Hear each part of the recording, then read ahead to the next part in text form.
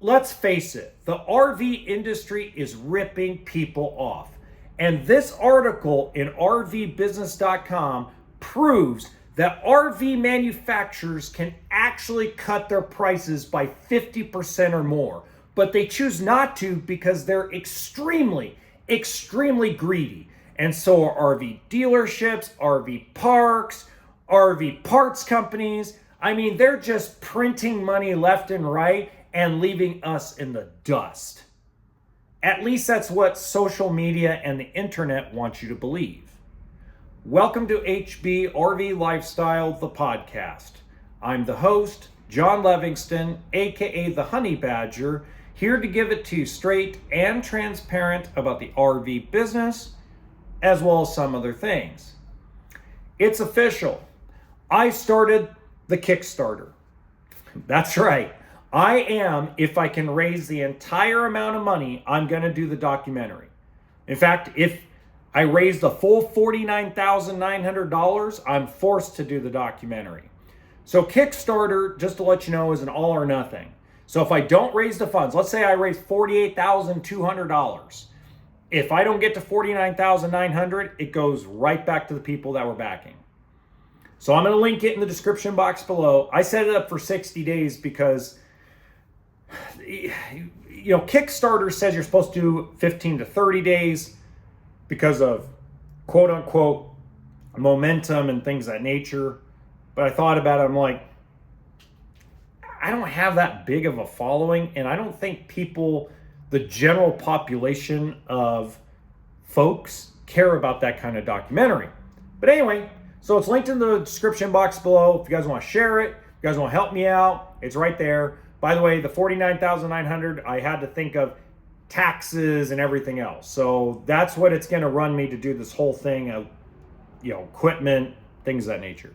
All right. So rvbusiness.com released Winnebago Industries Q2 net revenue climbs to $657 million.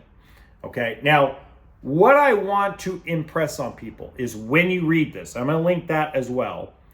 When you read this, okay, when you read any single corporation's release of their quarterly revenue, their quarterly numbers, net revenue is not net profit. Okay? What people don't realize is with anything from toothpaste to shampoo to TVs to cars is all anyone looks at is how much money it costs to make the product. Cell phones are a great example.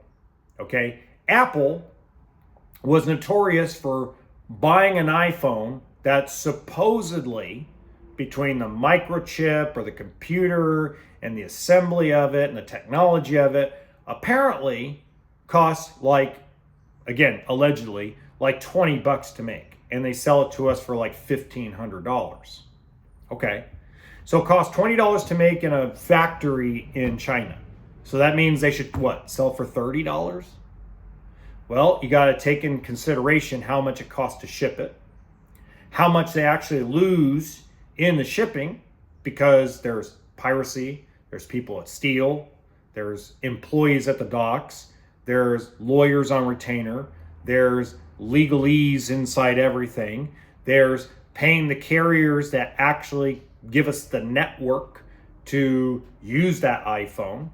Then you have the warranty. Then you have to pay the actual people that sell the unit.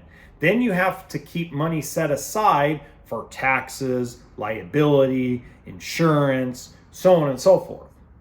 Okay. Now, is there built-in net profit into every iPhone sold? Sure. Is it $1,000 every single time? No.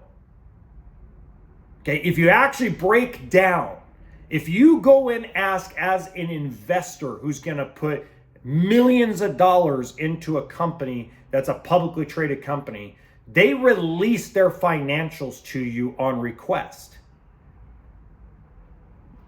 Well, we'll say most companies do. When they release them, you can actually, if you're just halfway intelligent, can figure out how much money per cell phone, per toothbrush, per RV, per computer, per tablet, per backpack, per shirt they actually are making. So my merchandise, okay, which not a lot of people buy, but I do have merchandise, okay? So if you go and spend $20 on the hat, I net $1.19. That's what I net. So that hat maybe probably costs $6 to make, but I net $1.19. So I net basically 11 or 12%.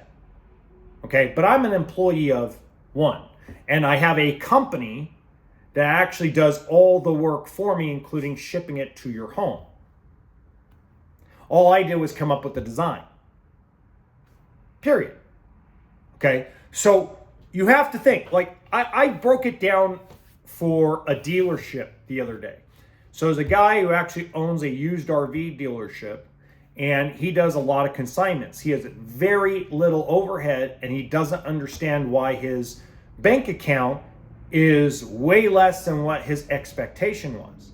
And I go, well, you have your point of sale system, you have your documentation system, you have your DMV, you have your system to get loans, Cuddle, App One, Dealer Track, then you have insurance. And I go, and that's before you even hired anybody. Plus you have rent. And if you own the property, you have property taxes. If you have a mortgage on the property, you have a mortgage. And I go, so the reality is that if you buy a coach for $20,000 and you sell it for $21,000, you're losing money. He goes, what? And I go, yeah. I go, that's the problem. So you have guys in the industry that have established themselves as the big kahuna to get all these rebates from the manufacturer. So I'll give you an example. There's a company here in Northern California called Best RV. And everybody bitches and complains about his prices because his prices are only like at a 7 or 8% margin. You can't stay in business at 7 or 8%. You can't, because that's gross. That's not net. You still have to pay someone to actually inspect it. You have to pay for propane. You have to pay for the battery. You have to pay for the sewer system if you give that away. And people bitch and gripe about paying PDI fees, prep fees, freight fees. People complain about that because they're like, oh, that doesn't make any sense. And the freight thing I get, okay? But everybody has to charge PDI. Whether it's built into the selling price or whether you charge it separately, everybody pays PDI. Nobody doesn't. You could tell me, well, the dealer didn't charge me for it. It's built into the price you paid. It wasn't free. Period. And so he makes his money because he sells 200, 300 RVs. But let me tell you what's happened to him. Now that the economy has gone down, he's got kind of a weird reputation where some people are like, yeah, the price is nice, but he treats people awkwardly. At least that's what customers have said. I don't really know. But because of that, now he's selling less than 100. Now he's losing money because he sells them for basically less than what other dealers do. He loses money. There's a dealership in Northern California called Carson Pass RV that just went out of business. It went out of business because, yeah, they were selling 20 used RVs a month. And yeah, if you look at the paper, they were making good money. But all the expenses added up and put them out of business. The reason why the dealership I work at is doing well is because the low overhead. So you could look at anything you want. You could look at oil companies. Like right now, oil companies are pissed off. They're angry because they're not printing money again. Oil companies are probably one of the few companies in the world that actually prints money, but they only print money when oil is between $60 and $80 a barrel. When it reaches 90, 100, 110, 120, 30, 40, $50 a barrel, they lose money. When the demand is too high, is too low, and the supply is too high at $110 a barrel, because gas prices go through the roof, diesel goes through the roof, people panic and they stop spending money. So oil companies lose money daily, but it will balance out because oil will go back down to $65, $75, $78 a barrel, and they'll go back to printing money in a few months. Not that big of a deal. But right now they're pissed. So people don't understand how economics really work. How are billionaires made? Billionaires are made, and if you don't get this, you are automatically brainwashed by the media and by idiots on social media. The reason why less than 1% of people become billionaires is because they understand this concept. Billionaires are not made in money. They're made in assets. Billionaires like Jeff Bezos does not have $200 billion in cash sitting in a bank. They don't. Elon Musk does not have $1 trillion sitting in a bank. You'd probably be shocked and surprised that most of the money that they have in cash is probably in the million to $4 or $5 million range. If that. All their money that they make goes to their bills and their debt. They are billionaires in debt and assets. Assets like stock, assets like real estate, assets like percentages in startup companies. Do you think that Mark Cuban, if he invests in a company on Shark Tank, strokes a fucking check? No, here's the American Express card. They do not use cash. They use debt. A lot of that has to do with avoiding taxes, but the other part is there's no way to become a billionaire in cash.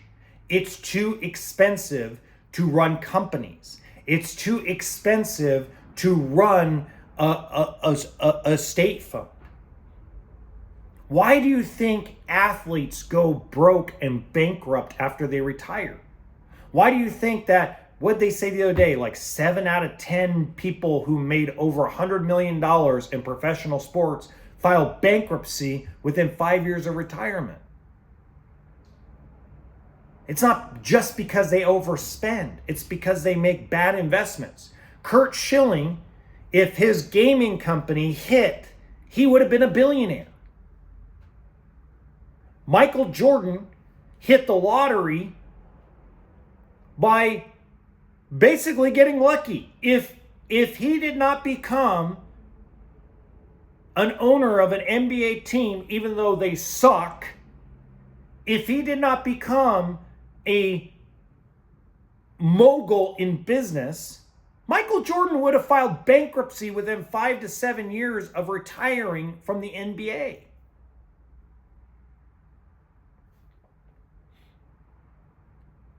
So stop thinking that everybody's ripping you off every single time. You have the choice. Now, is it fair that they keep increasing prices? No. But don't bitch at Winnebago. Don't bitch at Forest River and Alliance and Brinkley. Bitch at the guy selling them the nut, the bolt, the aluminum, the Luan, the leveling system. Blame the people that sell and make the parts for Lippert. They're the ones making billions and billions of dollars in printing money. The guy who sells the seeds for tomato and corn and things like that, that's the person making billions of dollars in cash and printing money. The person that sells computer chips, like Nvidia, printing money. You think OpenAI and X and Facebook and all these places are just printing money? No. The people printing money are the ones supplying the physical goods to the manufacturing so they can build their product.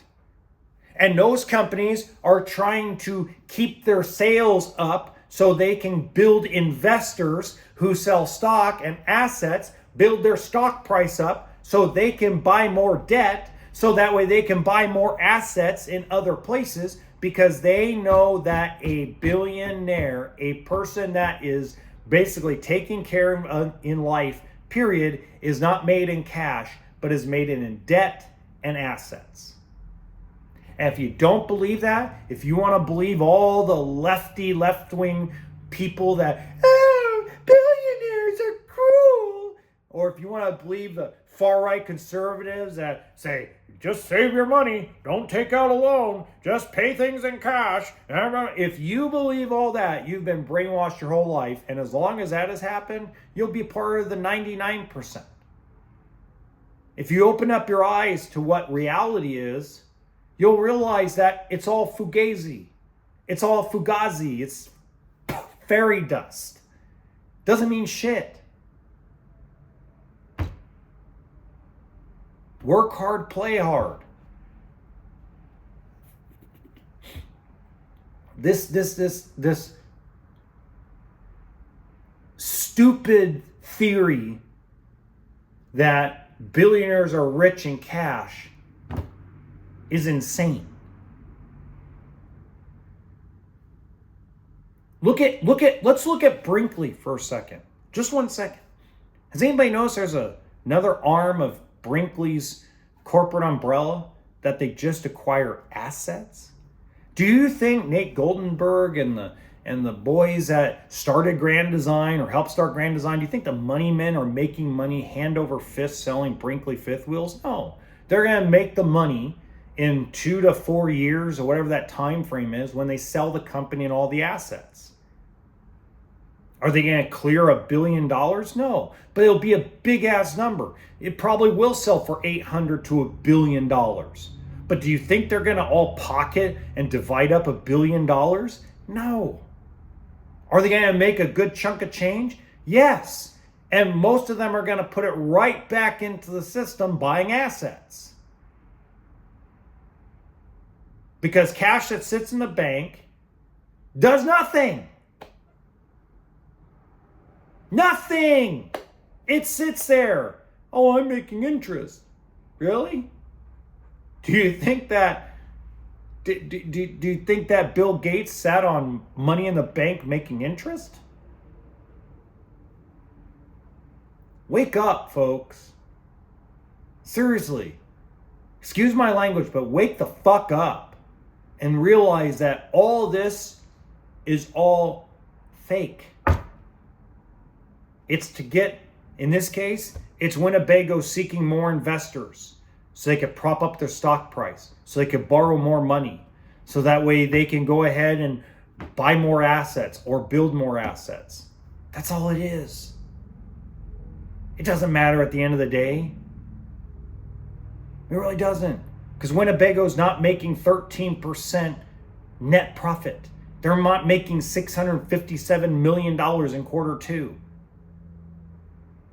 You haven't seen what it actually, that 13% margin that they mentioned in this is the difference between what it costs them to build it and what it costs them to sell it. It has nothing to do with warranty, nothing to do with legal, nothing to do with insurance, paying employees, paying retirement, paying 401k matches, paying investors their portion of the money. It has nothing to do with it. And if tomorrow one big investor sells off 5% of the company and dumps the stock, they're fucked. Wake up, people. Wake up to the truth.